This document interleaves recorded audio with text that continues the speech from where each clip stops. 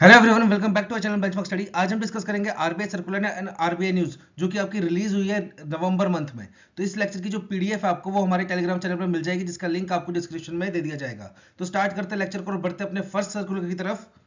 तो सबसे पहली न्यूज है हमारी रिगार्डिंग आरबीआई ने सेट की है 300 करोड़ की minimum requirement for getting a licence of CCP. अब ये सीसीपी क्या है? आपका सेंट्रल काउंटर पार्टी।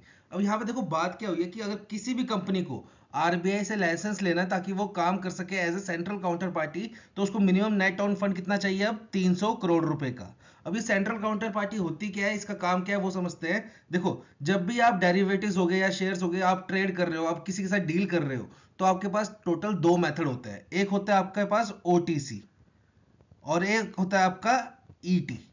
अब ओटीसी क्या होता है? आपका over the counter, over the counter. और ईटी का मतलब होता है आपका एक्सचेंज ट्रेडेड। अब दोनों का फर्क बताता हूं मैं आपको। देखो, ओवर दी काउंटर में क्या होता है? दो पार्टीज आपस में मिलती हैं, ए और बी, और ये आपस में डील कर देगी कि देखो मैं आपको ये चीज दूंगी और बदले में आप मेरे को इतने पैसे दे देना। ठीक है, और ये आपस में डील कर लेती हैं, इनके बीच में कोई मीडिएटर नहीं होता। और वहीं एक्सचेंज ट्रेडेड में क्या होता है? बीच में एक एक्सचेंज काम करता है। दोनों पार्टीज के बीच में, जैसे ये ए और बी था, इसके बीच में एक एक्सचेंज काम करेगा जो कि इन दोनों की सेटलमेंट करवाएगा। अब देखो, ओटीसी और ईटी में फर्क क्या होता है? ओटीसी में आप अपनी मर्जी की डील कर सकते हो, कितने भी पैसों की डील कर सकते हो, कोई भी लिमिटेशन क्राइटेरिया रख सकते हो। पर वहीं अगर आप एक्सचेंज ट्रेडेड डील कर रहे हो जिसमें बीच में एक्सचेंज आ रहा है, तो आपको कोई ना कोई रूल्स एंड रेगुलेशन फॉलो करने पड़ेंगे। पर यहाँ पे ओटीसी का घाटा क्या है? सपोज बी ने अपनी चीज दे दी ए को और ए पैसे देने से मुकर गया, तो आप किसको पूछोगे? बीच में कोई है ही नहीं, आप दोनों में आपस में डील की थी, बीच में कोई गवाह भी नहीं है, मतलब कोई मौजूद ही नहीं है बीच में। तो यहाँ पे काउंटर पार्टी रिस्क होता है कि भाई सामने वाली पार्टी अगर सामान लेके या पैसे लेके मुकर गई तो इसको बोलते हैं हम काउंटर पार्टी रिस्क। और वहीं एक्सचेंज ट्रेडेड में क्या होता है? इसमें बीच में एक्सचेंज होता है, तो यहाँ पे काउंटर पार्टी रिस्क नहीं होता। अब वो कैसे? सपोज ए बोल रहा था कि मैं सेल करूंगा अपनी चीज, ठीक है, और बी बोल रहा है कि मैं आपसे बाय कर लूंगा। तो यहां पे होगा क्या? ए जो है वो कुछ चीज देगा बी को, और बी क्या करेगा? बदले में पैसे देगा। अब यहां पे जो ये एक्सचेंज है, ये काम कर क्या करेगा? ये करेगा ए से कर लेगा परचेज, तो ये ए के लिए क्या बन गया? Exchange buyer. और वहीं बी के लिए ये एक्सचेंज क्या बन गया? सेलर। तो यहाँ पे ए एक्सचेंज क्या करेगा? ए से चीज लेके अपने पास रख लेगा और बी से पैसे ले लेगा, और फिर इनको पैसे दे देगा और इसको चीज दे देगा, सामान दे देगा, और बीच में अपना कमीशन रख लेगा। तो ये थोड़ा सेफ मेथड है एक्सचेंज ट्रेडेड। तो ये किसके थ्रू होता है? सेंट्रल काउंटर पार्टीज के थ्रू। जो ये यहां से सामान खरीद रही है और दूसरे व्यक्ति को सामान बेच रही है, तो करता कौन है? सेटलमेंट कौन करवाता है? ये सेंट्रल काउंटर पार्टीज। तो अब यहाँ पे आरबीआई ने बोला है अगर किसी कंपनी को सेंट्रल काउंटर पार्टी का लाइसेंस लेना है, तो उसको कम से कम नेट ऑन फंड कितना चाहिए? 300 करोड़ रुपए का। ये चीज है यहाँ पे। और यहाँ पे आरबीआई ने एक चीज और बोली है, हम आपकी जो आपको हर साल अपनी मतलब फाइनेंशियल जो ऑडिट है वो करवाना पड़ेगा। मतलब जैसे आपका फाइनेंशियल ईयर खत्म होता है 31 मार्च को, तो 31 मार्च को आपको क्या करना पड़ेगा? अपना फाइनेंशियल ऑडिट करवाना पड़ेगा, और इसकी रिपोर्ट 6 मंथ्स के अंदर सबमिट करनी पड़ेगी आरबीआई को। ये भी बोला है आरबीआई ने। अब देखो यहाँ पे नीचे 6 आपको सीसीपीज दी हैं, ठीक है। Clearing corporation of India, India clearing corporation limited, ये सारी आपको 6 दी हैं। ये क्यों न्यूज में थी? क्योंकि रिसेंटली क्या हुआ है, जो हमारा यूरोपियन यूनियन है, इन्होंने क्या किया है? इन सीसीपीज को क्या कर दिया है? डी रिकॉग्नाइज्ड कर दिया है। ये चीज भी याद रखना, ये जून मंथ की न्यूज है। इन 6 सीसीपीज को यूरोपियन यूनियन ने क्या कर दिया है? डी रिकॉग्नाइज्ड कर दिया है कि यूरोपियन यूनियन इन 6 सीसीपीज को एक काउंटर पार्टी नहीं मानता। क्यों? क्योंकि यूरोपियन यूनियन बोलता है कि ये हमारे जो पैरामीटर्स हैं उन पे खरा नहीं उतरे। और वहीं इंडिया का क्या बोलना है कि देखो ये भाई इंडिया की अपनी सीसीपीज है, तो ये आपके पैरामीटर्स क्यों फॉलो करेगी? हमारे रूल्स एंड रेगुलेशंस फॉलो करेगी। तो इन 6 सीसीपीज को क्या कर दिया है? यूरोपियन यूनियन ने डी रिकॉग्नाइज्ड। तो यहां से भी आपका एक क्वेश्चन बन सकता है, ठीक है। बढ़ते हैं नेक्स्ट न्यूज की तरफ। नेक्स्ट न्यूज है हमारी रिलेटेड टू फॉरेक्स मॉनिटरिंग। अब यहाँ पे क्या है? देखो, जो फॉरेक्स ट्रेडिंग होती है, फॉरेक्स ट्रेडिंग क्या है? आपका बेसिकली एक तरीके का डेरिवेटिव्स होते हैं। अब डेरिवेटिव्स क्या होते हैं वो आगे समझेंगे कभी, मतलब जब हम मनी मार्केट, कैपिटल मार्केट पढ़ेंगे तब समझ लेंगे। एक तरीके से समझो, फॉरेक्स ट्रेडिंग जो है वो एक डेरिवेटिव होता है। बेसिकली इसमें होता क्या है? जो आपकी फॉरेन करेंसी है उसको खरीदते बेचते हैं, बस एक तरीके से सिंपल सी भाषा में ये समझो। तो ये आप दो तरीके से कर सकते हो, वही जो हमने समझा, ओटीसी ओवर द काउंटर और एक्सचेंज ट्रेडेड के थ्रू। तो जब ओवर द काउंटर होती है ये forex trading, over the counter मतलब जब दो पार्टीज आपस में मिलकर करती हैं फॉरेक्स ट्रेडिंग, तो इसमें क्या होता है, एक आपको ऑथराइज डीलर तो चाहिए ही। ऑथराइज डीलर कौन होता है? जो आपकी डील सेटलमेंट करवाता है। क्योंकि देखो, आप खुद किसी की करेंसी खरीद नहीं सकते, खुद किसी की करेंसी बेच नहीं सकते। ये कौन करवाता है? ये काम किसके थ्रू होता है? ऑथराइज डीलर्स के थ्रू। तो जब कोई ओवर द काउंटर हमारी पार्टीज मिलती थी और कोई फॉरेक्स ट्रेडिंग करती थी, तो उसमें क्या होता था, हमेशा फॉरवर्ड वाले जो कॉन्ट्रैक्ट्स थे, फॉरवर्ड वाले कॉन्ट्रैक्ट्स जो होते थे, उनकी रिपोर्टिंग होती थी क्लियरिंग कॉरपोरेशन ऑफ इंडिया के पास। और उससे पहले वाले जो भी हमारे फॉरेक्स ट्रेडिंग होती थी उसकी रिपोर्टिंग नहीं होती थी। अब आरबीआई ने कहा है कि भाई सभी की रिपोर्टिंग करनी पड़ेगी किसके पास? क्लियरिंग कॉरपोरेशन ऑफ इंडिया के पास। अब ये फॉरवर्ड्स क्या है ये समझते हैं। देखो, एक है ए, एक है बी। ए बोल रहा है मेरे को यूएस की करेंसी चाहिए, ठीक है, और वो खरीदना चाहता है यूएस की करेंसी, और उसने आज कर दी डील डन। आज कर दी उसने डील डन कि मैं यूएस की करेंसी परचेज करूंगा। और इसको डील डन जिस दिन हुई इसको क्या बोलते हैं? T, transaction day. अगर उसकी सेटलमेंट सेम डे में हो रही है, मतलब T+0 में हो रही है, तो उसको बोलते हैं हम फॉरेन एक्सचेंज कैश। फिर वहीं अगर उसकी सेटलमेंट एक दिन बाद हो रही है, T+1 में हो रही है, तो उसको बोलते हैं हम टॉम। और वहीं उसकी सेटलमेंट अगर T+2 डेज में हो रही है, तो उसको बोलते हैं हम स्पॉट। और अगर T+2 डेज से अगर हम आगे चले जाएं, मतलब T+2 के बाद कितने भी दिन, अगर एक दिन भी एड ऑन होता है, मतलब T+3 से लेके T+इंफिनिटी तक, ठीक है, T+3 से मतलब T+2 से जो भी दिन ज्यादा होगा उसको हम बोलते हैं फॉरवर्ड। उसको बोलते हैं हम फॉरवर्ड। जब आपके सेटल ट्रांजैक्शन डेट से 2 दिन से ज्यादा टाइम लग रहा है सेटलमेंट के लिए, तो जितने भी दिन लगे, फिर उसके बाद 2 के बाद चाहे 1 दिन एक्स्ट्रा लगे, 3 दिन एक्स्ट्रा लगे, 5 दिन एक्स्ट्रा लगे, उन सभी को हम क्या बोलते हैं? फॉरवर्ड्स बोलते हैं। तो पहले सिर्फ फॉरवर्ड्स की रिपोर्टिंग जो है वो ऑथराइज डीलर करते थे सीसीआईएल के पास। अब आरबीआई ने बोला है कि आप कैश की भी, फॉरेन एक्सचेंज कैश, टॉम और स्पॉट, तीनों की आप रिपोर्टिंग करोगे किसके पास? क्लियरिंग कॉरपोरेशन ऑफ इंडिया के पास। ये आरबीआई ने मैंडेटरी कर दिया। और ये कब से चालू हो जाएगा? 10 फरवरी 2025 से। और ये किसके लिए चालू होगा? देखो, अब अगर कोई बैंक आपस में कर रहा है फॉरेन ट्रेड, बैंक इंडिया का कोई बैंक है और एक यूएसए का कोई बैंक है, अगर बैंक बैंक आपस में फॉरेन ट्रेड कर रहे हैं, तो उसकी रिपोर्टिंग कब से चालू हो जाएगी? 10 फरवरी 2025 से। वहीं अगर कोई कस्टमर है या कोई कंपनी है, वो फॉरेन ट्रेड कर रही है, वो फॉरेन करेंसी का ट्रेड कर रही है, तो उनकी रिपोर्टिंग के लिए आरबीआई ने अभी क्राइटेरिया बनाया है। पहले बोला है अगर ये जो ट्रेड कर रहे हैं इसकी इन्वेस्टमेंट जो है वो $1 मिलियन या उससे ज्यादा की है, तो इनकी रिपोर्टिंग स्टार्ट हो जाएगी 12 मई 2025 से। और फिर इस जो लिमिट है $1 मिलियन को, इसको घटा के हम कर देंगे $50,000 और इनकी रिपोर्टिंग चालू हो जाएगी 10 नवंबर 2025 से। ठीक है, तो ये था आपका फॉरेक्स मॉनिटरिंग। बढ़ते हैं नेक्स्ट न्यूज की तरफ। नेक्स्ट न्यूज है हमारे related to reclassification of FPIs to FDIs. अब ये यहाँ पे क्या किया आरबीआई ने जो एफपीआई की क्लासिफिकेशन है उसको दोबारा से रिक्लासिफाइड कर दिया और उसको एफडीआई में कन्वर्ट करने का कुछ क्राइटेरिया बताया है। तो इसको समझते हैं बेसिक सी भाषा में कि एफपीआई क्या होता है और एफडीआई क्या होता है। तो एफडीआई होता है हमारा फॉरेन डायरेक्ट इन्वेस्टमेंट, और एफपीआई क्या होता है? हमारा फॉरेन पोर्टफोलियो इन्वेस्टमेंट। अब देखो इनमें फर्क क्या है, दोनों दोनों चीजें क्या है? दोनों चीजें हैं फॉरेन से इन्वेस्टमेंट कर रहे हैं इंडिया में, ठीक है, जो फॉरेन में है लोग वो इंडिया में इन्वेस्ट कर रहे हैं। तो एक को एफडीआई बोला जा रहा है, एक को एफपीआई बोला जा रहा है। ऐसा क्यों? क्योंकि एफडीआई जो है वो डायरेक्ट इन्वेस्टमेंट करता है कंपनी में, डायरेक्ट इन्वेस्टमेंट करेगा कंपनी में। और वहीं एफपीआई है वो कैसे इन्वेस्ट करता है कंपनी में? वो करता है थ्रू स्टॉक्स, या किसी कंपनी के स्टॉक परचेज कर लेगा, या फिर किसी कंपनी के बॉन्ड्स परचेज कर लेगा। तो एफपीआई ऐसे करते हैं इन्वेस्टमेंट कंपनी में। तो जो एफडीआई वाले इन्वेस्टर्स होते हैं वो थोड़े एक्टिव इन्वेस्टर्स होते हैं, एक्टिव इन्वेस्टर्स, क्योंकि वो डायरेक्ट कंपनी में इन्वेस्ट कर रहे हैं। और ये स्टॉक्स परचेज कर रहे हैं, बॉन्ड्स परचेज कर रहे हैं, तो ये क्या होते हैं? थोड़े आपके passive investors, passive investors. FDI वाले इन्वेस्टर्स कंपनी में डायरेक्ट हिस्सेदारी ले रहे हैं, तो ये क्या होते हैं? लॉन्ग टर्म इन्वेस्टर्स होते हैं, लॉन्ग टर्म इन्वेस्टर्स। और वहीं एफपीआई वाले क्या होते हैं कि भाई थोड़े से स्टॉक्स खरीदे, अगर अच्छी वैल्यू मिली बेच के अपना प्रॉफिट कमा लिया। तो ये क्या होते हैं? शॉर्ट टर्म इन्वेस्टर्स, तो ये फर्क होता है आपका एफडीआई और एफपीआई में। तो पहले क्या था, अगर आप FPI as a FPI invest कर रहे हो इंडियन कंपनीज में, तो आप क्या कर सकते हो, एक कंपनी के मैक्सिमम कितने स्टॉक परचेज कर सकते हो, मैक्सिमम उस कंपनी का 10%। समझो एक एफपीआई है, फॉरेन पोर्टफोलियो इन्वेस्टर है, समझ लो XYZ, और इसने क्या किया, इसने समझ लो एक कंपनी है एबीसी नाम की कंपनी है, एबीसी नाम की कंपनी है जिसकी टोटल नेटवर्थ समझ लो आप 100 करोड़ रुपए है।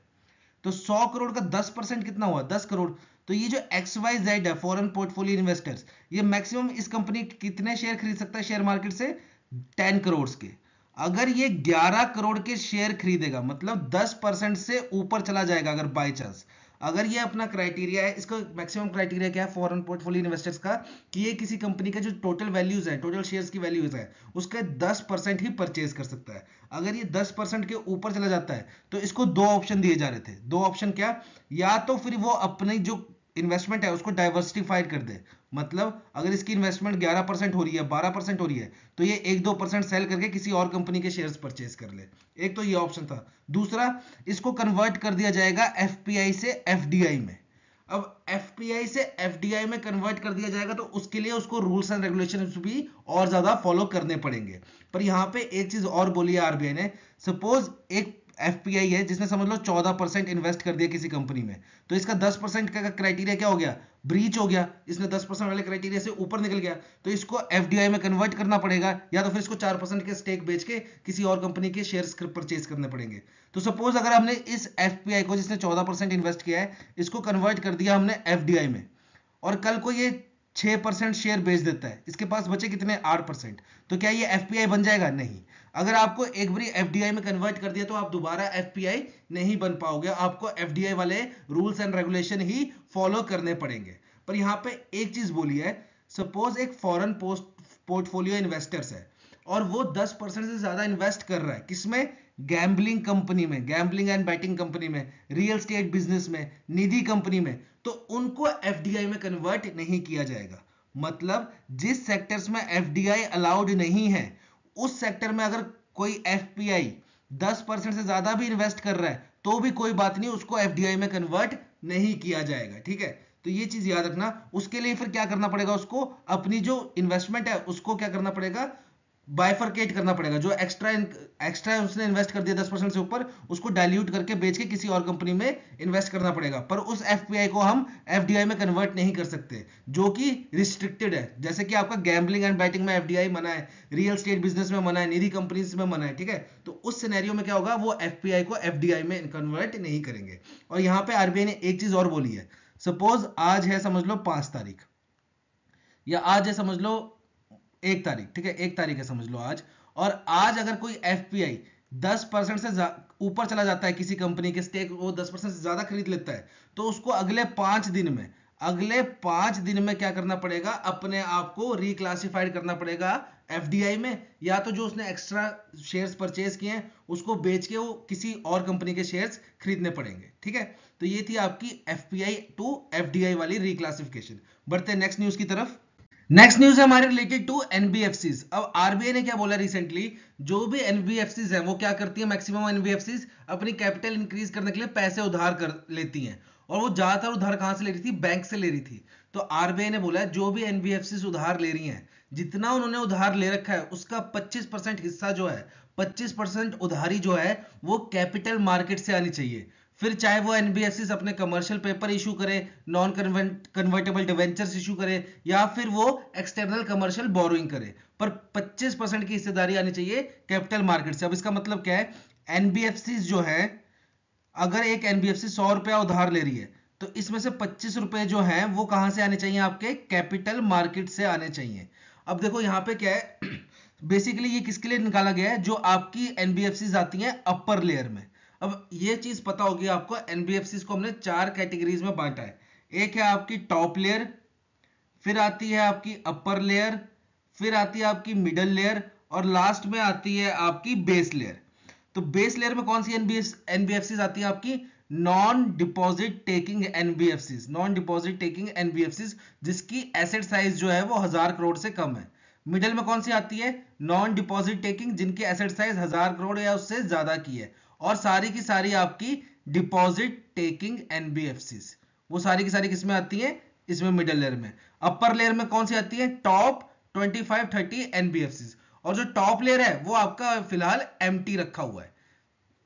तो ये क्राइटेरिया ज्यादातर आपके लिए किसके लिए फोर्स कर रही है आरबीआई, जो आपकी अपर लेयर में आती है एनबीएफसी उनके लिए, कि भैया आप जितना भी पैसा उधार ले रहे हो उसमें से 25% जो है वो उधारी आपकी कैपिटल मार्केट के थ्रू आनी चाहिए। अब देखो ये बैंक से ज्यादा लोन ले रहे थे और बैंक में इनको धड़ाधड़ लोन दिए जा रहा था, तो आरबीआई ने क्या किया, एक ट्रिक की बीच में यहाँ पे हल्की सी, जिसकी वजह से क्या हो गया, अब बैंक खुद भी एनबीएफसी को लोन देना कम करेगा। क्यों, क्योंकि इन्होंने जो रिस्क वेटेड एलसीसी थी उसको 25% से इंक्रीज कर दिया है। अब ये समझ आ गया होगा आपको। देखो CRAR हमने पढ़ा था, capital adequacy risk weighted ratio, उसमें क्या होता है, capital upon risk weighted assets. मतलब इसमें ये चीज अब बड़े डीप में चले जाऊंगा मैं, ठीक है, चलो छोड़ो, इधर नहीं पढ़ाते हैं, बैंकिंग अवेयरनेस की वीडियो देख लेना, वहां पे मैंने समझाया हुआ है। तो जो एक एनबीएफसी के साथ रिस्क था ना, उसको 25% से इंक्रीज कर दिया है, ताकि ये डिनोमिनेटर है वो और ज्यादा इंक्रीज हो जाए। अगर डिनोमिनेटर इंक्रीज हो जाएगा तो CRAR की वैल्यू डिक्रीज होने लग पड़ेगी, जो कि बैंक के लिए अच्छी बात नहीं है। इसलिए आरबीआई ने क्या किया, जो रिस्क था ना एक एनबीएफसी को लोन देने में, उसको 25% से इंक्रीज कर दिया। मतलब अगर एक एनबीएफसी को बैंक लोन दे रहा है और वो रिस्क समझ लो आपका 200% का, समझ लो मैं एक हाइपोथेटिकल नंबर बोल रहा हूं, मतलब अगर एक बैंक ने एनबीएफसी को लोन दिया 100 रुपए का, तो ये RWA नीचे लिखा आएगा कितना, 200 रुपए। 100 का 200% कितना होता है, 200 रुपए, नीचे 200 रुपए लिखा आएगा। अब आरबीआई ने क्या किया, इसको 25% से इंक्रीज कर दिया, 25% इसमें और इंक्रीज कर दिया। मतलब पहले यहाँ पे 200 रुपए लिखा जा रहा था, अब 225 रुपए लिखा जाएगा। ये कुछ ज्यादा हो गया, इतना आप नहीं भी पढ़ोगे कोई बात नहीं। बेसिक सी बात क्या है आपकी, कि आरबीआई चाहता है कि एनबीएफसी जो है वो बैंक से ना लोन ले, और ज्यादातर लोन कहां से पैसे उठाए, कहां से, कैपिटल मार्केट से। ठीक है, बढ़ते हैं नेक्स्ट न्यूज की तरफ। नेक्स्ट न्यूज है हमारे related to sovereign green bonds. अब यहां पे क्या है, आरबीआई ने बोला है सोवरेन ग्रीन बॉन्ड्स जिनकी मैच्योरिटी है 10 साल की, वो एलिजिबल होंगे अंडर FAR। अब FAR क्या, आपका फुल्ली एक्सेसिबल रूट। तो यहां पे दो बातें समझने वाली है, एक सोवरेन ग्रीन बॉन्ड क्या होता है और एक FAR क्या होता है। तो देखो सोवरेन का मतलब हो गया हमारा गवर्नमेंट, और बॉन्ड्स का मतलब हम सब जानते हैं, बॉन्ड्स किस लिए इशू करते हैं, पैसे उधार लेने के लिए। तो जब गवर्नमेंट पैसे उधार लेती है और उस पैसे को ग्रीन इंफ्रास्ट्रक्चर में लगाती है, उस पैसे को लगाती है ग्रीन इंफ्रास्ट्रक्चर की डेवलपमेंट में, तो वो चीज क्या कहलाई जाती है, आपकी सोवरेन ग्रीन बॉन्ड्स। और यहां पे किसकी बात हो रही है, वो सोवरेन ग्रीन बॉन्ड्स इनकी मैच्योरिटी 10 साल की है। तो यहां पे आरबीआई ने क्या बोला है, वो सोवरेन ग्रीन बॉन्ड्स इनकी मैच्योरिटी 10 साल की है, वो अब आ पाएंगे अंडर FAR। FAR क्या, आपका फुली एक्सेसिबल रूट। अब ये क्या चीज है, देखो ये बनाया था इंडियन गवर्नमेंट और आरबीआई ने 2020 में।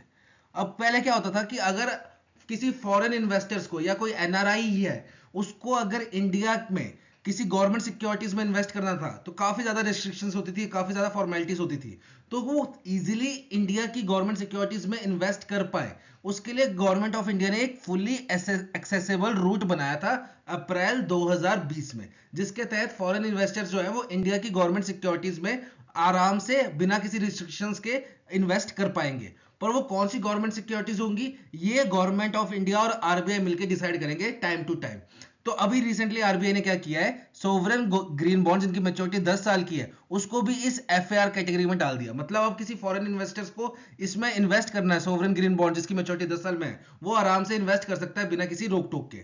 और देखो रिसेंटली आरबीआई ने क्या किया है, दो गवर्नमेंट सिक्योरिटीज को इस FAR में से निकाल भी दिया था बाहर। कौन कौन सी, जिसकी मैच्योरिटी 14 साल की थी और जिसकी मैच्योरिटी 30 साल की थी, उनको इस FAR कैटेगरी से बाहर भी निकाल दिया था। अब किसी फॉरेन इन्वेस्टर्स को इसमें इन्वेस्ट करना है 14 साल और 30 साल वाली गवर्नमेंट सिक्योरिटीज में, तो उसको रिस्ट्रिक्शंस होंगी काफी ज्यादा और काफी ज्यादा पेपर वर्क होगा। ठीक है, तो अगर इजीली इन्वेस्ट करना है, इजीली इन्वेस्ट उसी गवर्नमेंट सिक्योरिटीज में कर सकता है फॉरेन इन्वेस्टर्स, जो ये फुली एक्सेसिबल रूट के अंडर होगी, और ये टाइम टू टाइम वेरी करता रहता है आरबीआई और गवर्नमेंट ऑफ इंडिया मिलके।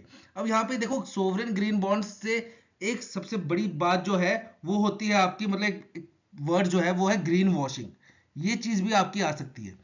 ग्रीन वॉशिंग का मतलब क्या होता है, देखो जो भी आपके ग्रीन प्रोजेक्ट्स हैं, जैसे आपको मैं बेस्ट एग्जांपल दूं, आप कार लोन लेने जाओ, कार लोन लेने जाओ और एक लो आप पेट्रोल डीजल CNG वाली गाड़ी, और एक लो आप इलेक्ट्रिक गाड़ी। ठीक है, तो इसमें क्या होगा, जो ये वाली गाड़ी का लोन होगा ना, समझ लो ये है आपका 7.5%, समझ लो मैं हाइपोथेटिकल बोल रहा हूं। तो जो इलेक्ट्रिक व्हीकल होगा ना, इस पे जो लोन मिलेगा वो आपको 7.25% में मिलेगा। मतलब जो भी आपकी ग्रीन लोन्स होंगे वो आपको मिलते हैं सस्ते दाम पे, कि आप जो है वो बेनिफिट कर रहे हो एनवायरनमेंट का, सोसाइटी का, ग्रीन प्रोडक्ट्स बना के, ग्रीन रेवोल्यूशन कुछ भी, मतलब ग्रीन मतलब आप कार्बन एमिशन जितना ज्यादा रिड्यूस कर रहे हो उतना ज्यादा आपका जो काम है वो आपका माना जाएगा इको फ्रेंडली, ठीक है। तो इसके लिए आपको अगर लोन चाहिए तो आपको क्या दिया जाता है, सस्ते दाम पे लोन दिया जाता है। पर यहां पे क्या करते हैं लोग, जानबूझ के बोल देंगे कि भाई हमारा जो काम है, हम जो मैन्युफैक्चरिंग कर रहे हैं वो काफी ज्यादा बेनिफिशियल है इन्वायरमेंट के लिए, और इसमें से कोई पोल्यूशन नहीं आता, कुछ नहीं आता। जबरदस्ती फेक बना देंगे कि भैया बेशक उसमें से पोल्यूशन आ रहा होगा, पर जबरदस्ती उसको फेक बना देंगे और शो करेंगे ऐसा कि ये एनवायरनमेंट फ्रेंडली है, ताकि उनको ग्रीन लोन मिल जाए, सस्ते दाम पे लोन मिल जाए। तो इस प्रोसेस को जब आप फेक आइडेंटिफाइड करते हो अपने आप को, ठीक है, अपने आप को एक गलत पहचान के तरह इंट्रोड्यूस करवाते हो ताकि आपको सस्ते लोन मिल जाए, ग्रीन लोन मिल जाए, उसको बोलते हैं हम ग्रीन वॉशिंग। ये चीज भी समझ लेना, ठीक है।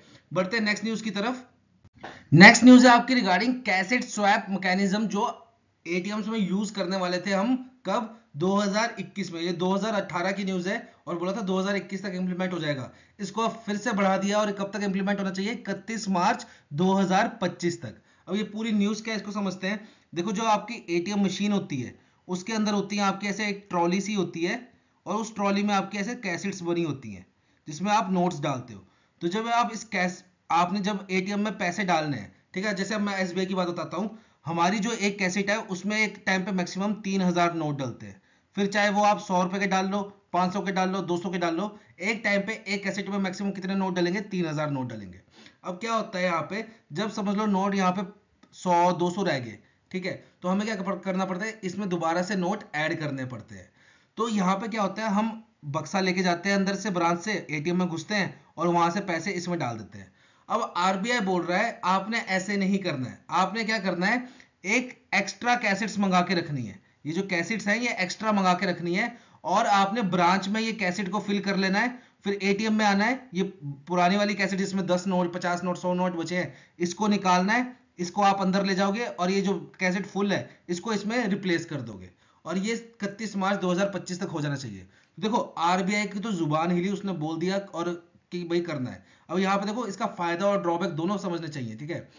फायदा इसका ये है कि जो आप एटीएम में अंदर घुस के टाइम वेस्ट कर रहे हो, और एक रिस्क भी है, बाई चांस किसी ने शटर खींच के आपसे पैसे खींच लिए, ठीक है, क्योंकि आप इसमें पैसे डाल रहे हो, किसी ने शटर उठा के आपसे पैसे खींच लिए, तो वो भी रिस्क इंक्लूड है इसमें। तो आप पहले से अंदर से कैसेट भर के लाओ और सीधा कैसेट स्वैप कर दो, जिससे टाइम भी कम वेस्ट होएगा एटीएम के अंदर और रिस्क भी कम होएगा। पर यहाँ पे जो मेजर प्रॉब्लम आया ना, वो पता है क्या है, एक एटीएम में इसका ना एक अलग से अंदर सिस्टम लगा होता है, और उसमें ना बैलेंस जनरेट हो रहा होता है। मतलब इसका एक बीजीएल होता है, बीजीएल होता है ब्रांच जनरल लेजर, ठीक है, बैंक जनरल लेजर कुछ भी बोल लो आप, उसमें इसका बैलेंस होता है। समझ लो अभी 10 लाख रुपए है, तो इस कैसेटों में भी ना टोटल बैलेंस 10 लाख रुपए होगा। इन नोटों को अगर मैं प्लस करूंगा तो और उसकी वैल्यू जोड़ूंगा तो वो 10 लाख रुपए होगी। अब क्या होता है, समझ लो ये बीजीएल बैलेंस बच गया 1 लाख रुपए। तो हम यहां से देखते हैं, हम थोड़ा ना कैसेट आके बार बार चेक करते हैं कि कितने नोट बचे, नहीं, ये बीजीएल नंबर होता है, इसको हम सिस्टम में एंटर मारते हैं अपने अपने सिस्टम में बैठे बैठे ही, और यहाँ से हम देखते रहते हैं कि भाई एटीएम में बैलेंस कितना बचा है। जब कम हो जाएगा तो हम कैश बना के एटीएम में डाल देंगे। तो अगर यहाँ पे बीजीएल में बैलेंस दिखा रहा है समझ लो 1 लाख रुपए, तो हमें पता चल जाएगा कि भाई एटीएम में कैश खत्म होने वाला है, एटीएम में कैश डाल देते हैं। तो हम क्या करते हैं, समझ लो हमने 20 लाख रुपए डालने हैं, हम 20 लाख रुपए लेके जाएंगे, एटीएम में डालेंगे, और यहाँ पे 1 लाख में 20 लाख रुपए जोड़ देंगे अलग से, कि भाई ऐड कर दिया हमने 20 लाख रुपए, तो टोटल कैश हो जाएगा 21 लाख रुपए, ठीक है। अब ये क्या बोल रहे हैं कि आप ये कैसेटों को बाहर ले आओ और नई कैसेटें जोड़ दो। तो अब यहाँ पे दिक्कत क्या आएगी, पहले हमें ये 1 लाख रुपए इसको माइनस करके जीरो करना पड़ेगा, क्योंकि हम ये कैसेटें तो अंदर ले जा रहे हैं, तो इसको जीरो करना पड़ेगा, और जो नई कैसेटें इसमें डाल रहे हैं उसको दोबारा ऐड करना पड़ेगा। तो ये काफी कॉम्प्लिकेटेड सा प्रोसेस है, इधर आपको इतना समझ नहीं आ रहा होगा, जब करोगे ना आप बैंक में लग के तब आपको समझ आएगा। पहले आपको पूरी हिस्ट्री डिलीट करनी पड़ेगी एक तरीके से, उसको जीरो करना पड़ेगा, कैलिब्राइज करना पड़ेगा, फिर नई कैसेटें डालनी पड़ेंगी, और जो पुरानी वाली कैसेटें का कैश है उसको अंदर लेके जाके वापस आपको रिकनसाइल करना पड़ेगा। तो ये थोड़ा डिफिकल्ट टास्क है। पहले क्या था, सिंपल से आपके एटीएम में 1 लाख रुपए बचे, हम 20 लाख लेकर आए, 20 लाख ऐड कर दिया एटीएम में, टोटल कैसे 21 लाख हो गया, खत्म बात। अब क्या करना पड़ेगा, पहले उस 1 लाख को जीरो करना पड़ेगा, फिर वो 1 लाख रुपए अंदर भी लेके जाकर के ऐड भी करने पड़ेंगे अपने अकाउंट में, फिर वहां से जो कैसेट लेकर आओगे आपको वो इस सिस्टम में डाल के फिर उसको ऐड ऑन करना पड़ेगा। तो ये थोड़ा लंबा प्रोसेस है। बेशक एटीएम के अंदर टाइम रिड्यूस हो रहा है, पर बाकी मैनुअली काम ज्यादा बढ़ गया। तो आरबीआई को बोलना है, क्योंकि उसने खुद तो करना नहीं है, जो बैंक वाले कर रहे हैं उनको पता चलती है ये चीज। ठीक है, तो बढ़ते हैं नेक्स्ट न्यूज की तरफ। नेक्स्ट न्यूज है आपकी regarding KYC master direction 2016। RBI ने रिसेंटली इसमें क्या किया है, थोड़े से अमेंडमेंट किए हैं। वो क्या है अमेंडमेंट, उसको समझते हैं। उससे पहले समझते हैं केवाईसी डायरेक्शंस है क्या। बेसिकली ये आपकी एक आइडेंटिफिकेशन की, मतलब आइडेंटिफिकेशन प्रूफ होता है। मतलब एक तरीके से आपको आइडेंटिफाई किया जाता है कि भाई आप यही व्यक्ति हो कि नहीं हो। अब जैसे मैं जाके बोल दूं कि भाई मेरा नाम है सोहन लाल, अब बैंक कैसे मान ले मेरा नाम सोहन लाल है, मेरे को कुछ ना कुछ प्रूफ दिखाना पड़ेगा उसको। तो वो केवाईसी के रूप में मैं दिखाऊंगा, और इसके लिए आरबीआई ने 6 ऑफिशियल वैलिड डॉक्यूमेंट्स जो है वो अनाउंस किए हैं। वो 6 कौन कौन से, ये इंपॉर्टेंट है आपके लिए। तो देखो वो 6 है आपके, एक हो गया आपका पासपोर्ट, एक हो गया आपका डीएल ड्राइविंग लाइसेंस, एक हो गया आपका वोटर आईडी, एक हो गया आपका पोजेशन ऑफ आधार कार्ड, फिर एक हो गया आपका जॉब कार्ड जो नरेगा के अंडर बनता है, और एक हो गया आपका लास्ट वाला हो गया एनपीआर नेशनल पॉपुलेशन रजिस्ट्री। ठीक है, तो ये 6 हैं official valid documents under KYC. अब यहां पे क्या है, एक चीज और है, देखो सीडीडी कस्टमर ड्यू डिलिजेंस। अब ये क्या होता है, ये 6 डॉक्यूमेंट्स देके आप बैंक के साथ अपना अकाउंट खुलवा सकते हो, ये तो आरबीआई ने बोल दिया। पर बैंक को भी कुछ चीज चाहिए आपको एडिशनल अकाउंट खोलने के लिए। डिपेंड करता है आप अकाउंट कौन सा खुलवा रहे हो। अगर आप सेविंग अकाउंट खुलवा रहे हो, सेविंग अकाउंट पीपीएफ अकाउंट ये सब अकाउंट खुला रहे हो, तो एक ओवीडी तो चाहिए बैंक को, साथ में पैन कार्ड चाहिए या फॉर्म 60 चाहिए। फिर अगर आप करंट अकाउंट खुलवा रहे हो तो आपका जीएसटी नंबर या उद्यम आधार नंबर हो गया। ठीक है, ये सब चीजें चाहिए होती है बैंक को आपका करंट अकाउंट खोलने के लिए, और वेरीफाई करने के लिए कि भाई आप ही ये सेम पर्सन हो कि नहीं। उस प्रोसेस को क्या बोलते हैं हम, कस्टमर ड्यू डिलिजेंस। तो यहां पे आरबीआई ने क्या बोला है कि अगर आपने एक बार एक व्यक्ति की केवाईसी कर दी, उसकी कस्टमर ड्यू डिलिजेंस कर दी, और वो व्यक्ति आपके बैंक में दोबारा आके कोई और प्रोडक्ट ले रहा है, समझ लो मैं आपके बैंक में आया पहली बार और मैंने एक सेविंग अकाउंट खुलवा लिया, तो मेरे से केवाईसी ली जाएगी, कस्टमर ड्यू डिलिजेंस किया जाएगा मेरा। फिर मैं 2 महीने बाद आता हूं और मैं अपना एक पीपीएफ अकाउंट खोलना चाहता हूं आपके बैंक में, तो मेरे साथ दोबारा ये चीजें रिपीट नहीं होनी चाहिए, केवाईसी वाला और कस्टमर ड्यू डिलिजेंस दोबारा नहीं होनी चाहिए, क्योंकि मैं एक बार सबमिट करवा चुका हूं। तो ये बोल रहा है पैराग्राफ 10। ठीक है, दूसरा बोल रहा है आपका कि भाई जो हाई रिस्क कस्टमर्स है उनकी अलग से थोड़ी डीपली मॉनिटरिंग होनी चाहिए। देखो बैंक में आपके 3 टाइप के कस्टमर्स होते हैं, एक होता है आपका लो रिस्क कस्टमर, एक होता है आपका मीडियम रिस्क कस्टमर, और एक होता है आपका हाई रिस्क कस्टमर।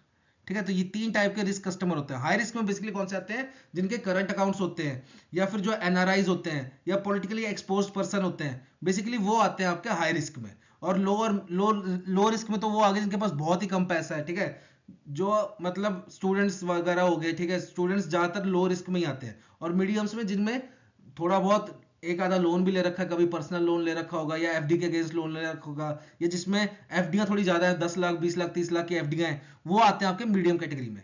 अब इसको कैटेगराइज क्यों करते हैं, क्योंकि देखो जो लो रिस्क कस्टमर होता है उसको हर 10 साल बाद अपनी क्या करवानी पड़ती है, केवाईसी। वही मीडियम रिस्क कस्टमर को अपनी केवाईसी हर 8 साल बाद करवानी पड़ती है, और हाई रिस्क कस्टमर को अपनी केवाईसी 2 साल बाद करवानी पड़ती है। तो यहाँ पे आरबीआई बोल रहा है कि जो हाई रिस्क कस्टमर्स होंगे, हाई रिस्क अकाउंट्स होंगे, उनकी और ज्यादा डीपली मॉनिटरिंग करनी चाहिए। फिर तीसरा बोल रहा है आरबीआई कि भाई जो पीरियोडिक अपडेशन था ना, उसका नाम चेंज करके अब सिर्फ अपडेशन बोला जाएगा। फिर एक ये ऐसी बकवास सी न्यूज ये वाली है कि जहां पे सेक्शन वर्ड्स यूज होते थे वहां पे पैराग्राफ वर्ड यूज होंगे। ठीक है, तो ये 2 न्यूज तो बकवास है आपकी। फिर बोल रहा है आरबीआई कि जो सीसीडी प्रोसेस था, कस्टमर ड्यू डिलिजेंस और केवाईसी इंफॉर्मेशन जो कस्टमर ने शेयर किया आपके साथ, आपको वो अपलोड करनी है किस पे, सेंट्रल केवाईसी रिकॉर्ड रजिस्ट्री पे, ताकि बार बार कस्टमर को वो चीज फेस ना करनी पड़े। अगर आपके कोई और प्रोडक्ट ले रहा है या कहीं और जा रहा है वो, तो बार बार उसको केवाईसी कस्टमर ड्यू डिलिजेंस ना करवाना पड़े। तो आपके पास एक बारी कस्टमर आया, आपने उसकी कस्टमर ड्यू डिलिजेंस की, आपने उसकी केवाईसी ली, तो आपको वो सारी चीज अपलोड करनी है कहां, सी केवाईसी पोर्टल पे, सेंट्रल केवाईसी रिकॉर्ड रजिस्ट्री। इधर क्या होगा, फिर आपका एक 14 डिजिट का सी केवाईसी नंबर जनरेट होगा, वो आप कस्टमर को मिल जाएगा। फिर कस्टमर किसी भी प्रोडक्ट को लेना चाहेगा जहां पे केवाईसी और सीसीडी की रिक्वायरमेंट है, वो सीधा वहां पे ये 14 डिजिट का नंबर शेयर कर देगा और सारी डिटेल वहां से फैच हो जाएगी। कहां से, सेंट्रल केवाईसी रिकॉर्ड रजिस्ट्री से। तो ये मेंटेन कौन कर रहा है इंडिया में अभी, सरसई। ये चीज इंपॉर्टेंट है, सरसई की फुल फॉर्म पूछ सकते हैं आपसे, central registry of securitisation asset reconstruction and security interest. अभी गवर्नमेंट ऑफ इंडिया ने क्या किया है, इसको ऑथराइजेशन दे रखी है कि ये परफॉर्म करेगी function of central KYC record registry का। और लास्ट है आपका एक आपका यूएपीए लॉ है। यूएपीए क्या है आपका, अनलॉफुल एक्टिविटीज। अनलॉफुल एक्टिविटीज उसके अंडर क्या था, एक नोडल ऑफिसर अपॉइंट होता था। तो पहले ये नोडल ऑफिसर अपॉइंट किसको किया जाता था, एडिशनल सेक्रेटरी को। अब इसको हटा के किसको कर दिया है कि भाई अब जो ज्वाइंट सेक्रेटरी के लेवल पे होगा, पोस्ट पे होगा, वो अपॉइंट होएगा नोडल ऑफिसर।